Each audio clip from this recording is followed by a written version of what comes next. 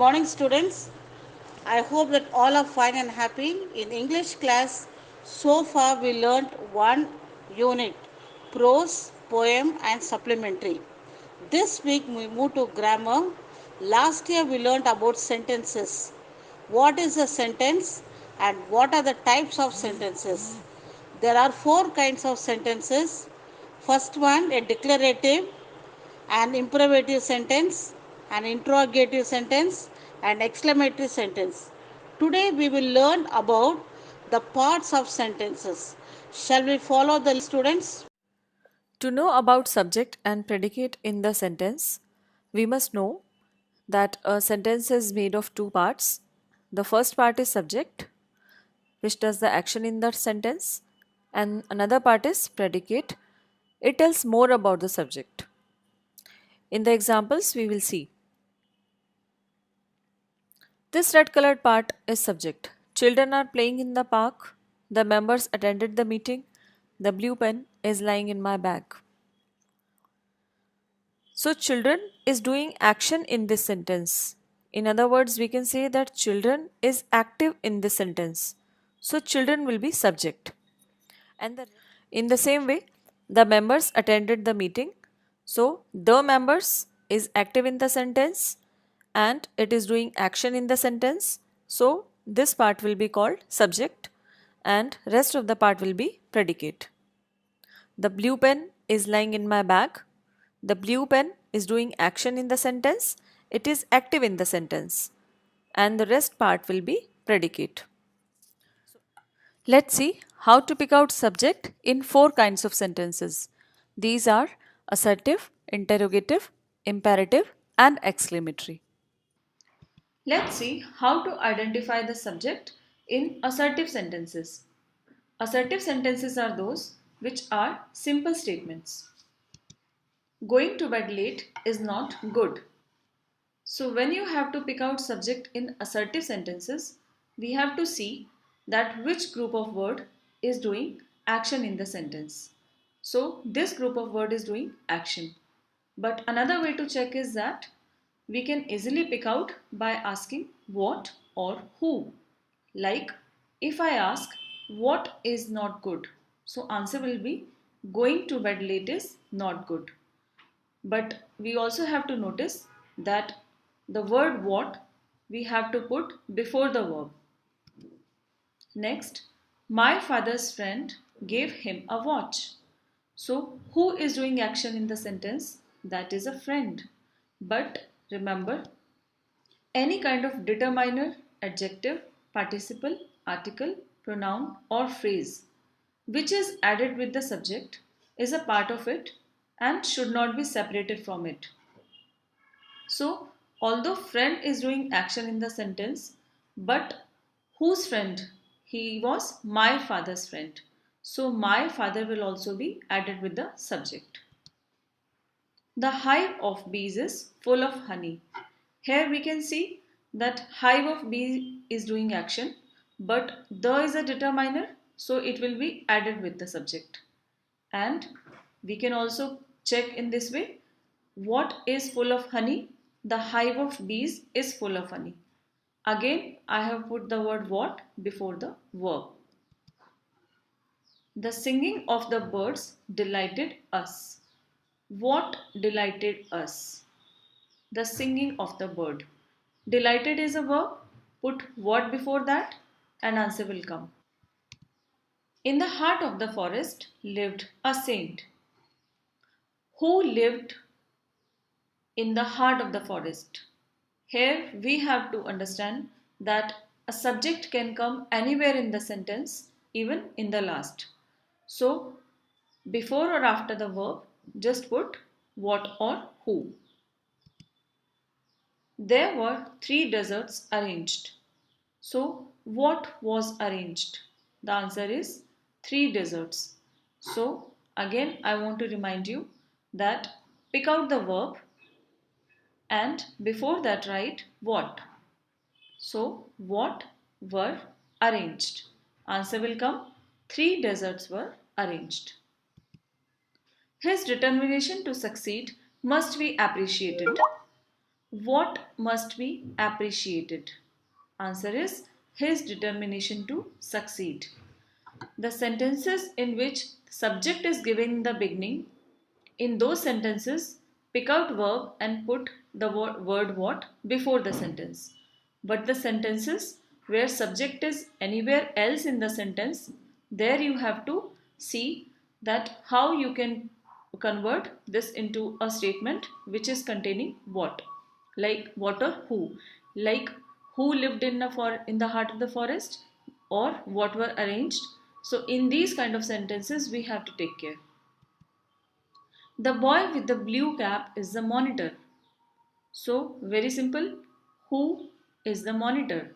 The boy with blue cap is the monitor. So, remember that the boy is the subject, but with the blue cap is a prepositional phrase which is adding with the subject, so it cannot be removed.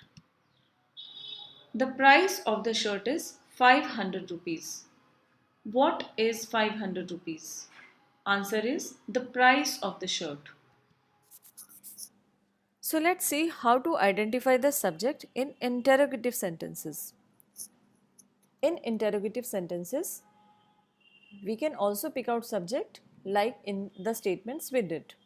Like, have they brought the books? So, who is doing action in the sentence? The word they. Who brought the books? They brought the books. So, again, by asking what or who, you can easily pick out subject. Let's see the next one.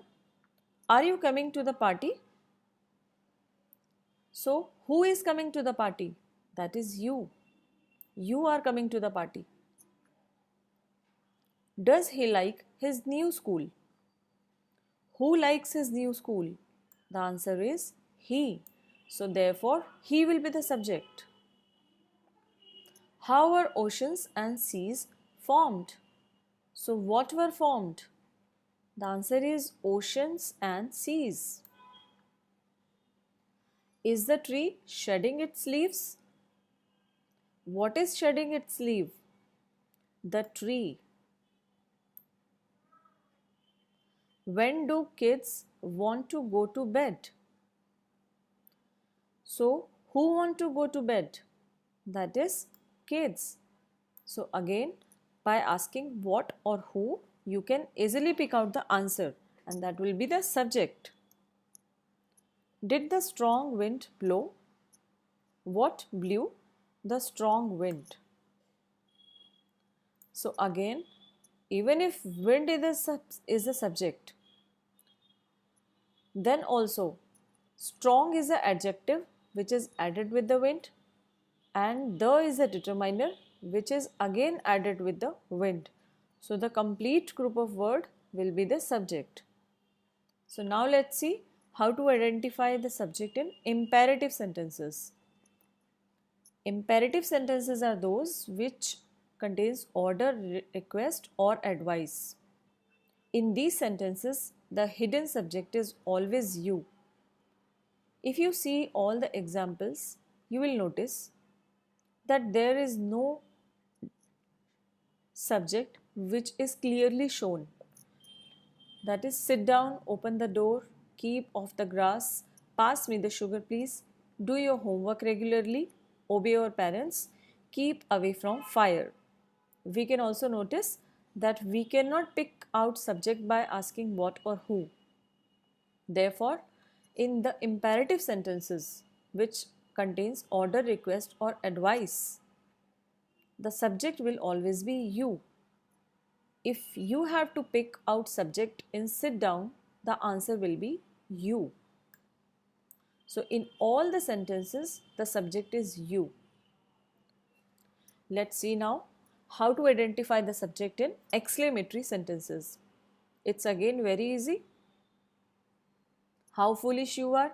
Who is foolish? That is you. What a beautiful picture it is. Again, a beautiful picture which is more active in the sentence and doing action also will be the subject. Picture is a subject, but beautiful is adjective, so it will be added with it. O is a determiner, so it will be a part of subject.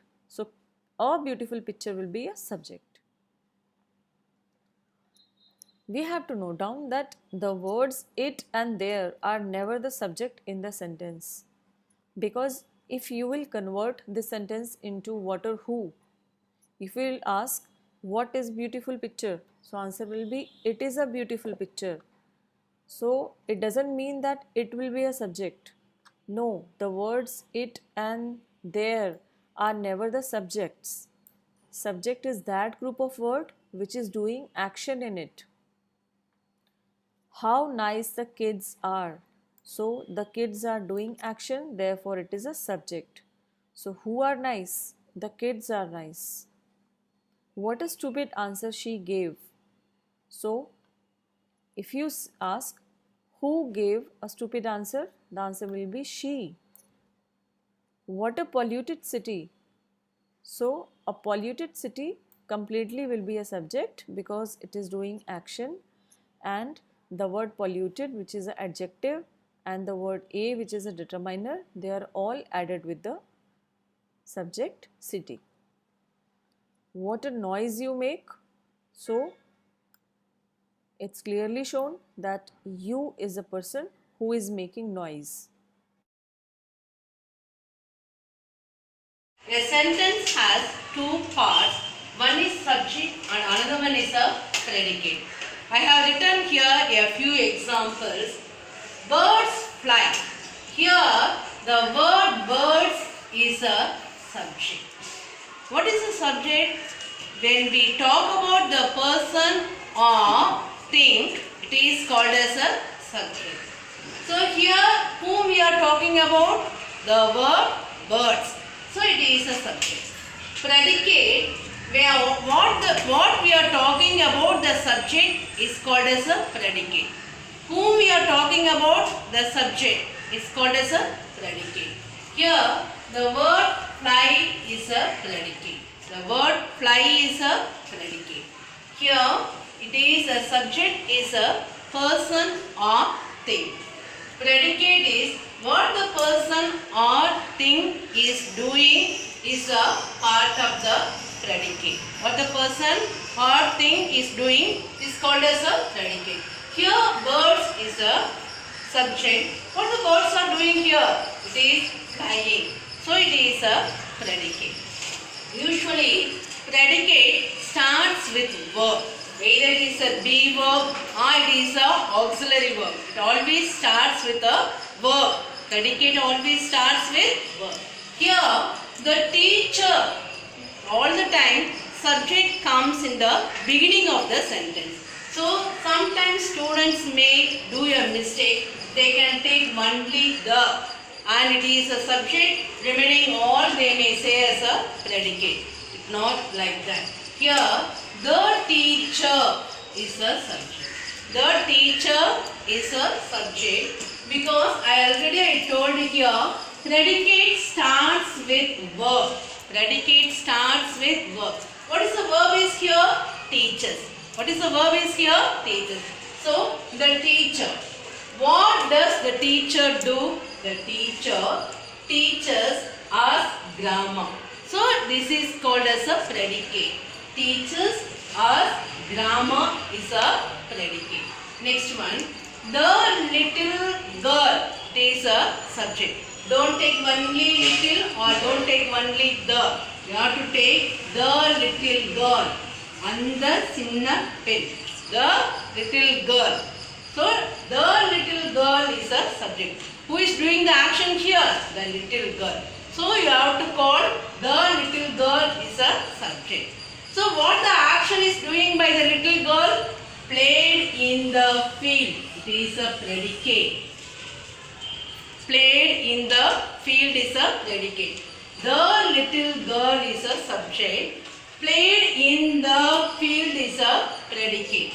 Because sometimes students may take only the or little, they call this one is a subject. Because already I told the beginning of the sentence, the beginning of the word is called as a subject. So the little is not a subject. You have to take the little girl is a subject. Played in the field is a predicate. Next one. My father. My father is a subject. My father is a subject. Is ill is a predicate. Is ill is a predicate. My father. Whom we are talking about? My father. It is a subject. What about my father? He is ill. His ill is a predicate. So subject is a person or thing. And what a person or thing is doing is called as a predicate. Here. Ram and Raj. Don't take only Ram. You have to take Ram and Raj. Here the subjects are two. One is a Ram, another one is a Raj.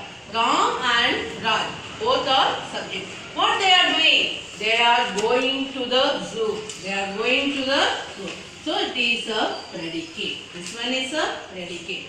Don't take only Ram and say it is a subject, because predicate always starts with verb. Predicate always starts with verb. So Ram and Raj are subject. Are going to the zoo is a predicate. Next one. They have won the match. Here, they is a subject.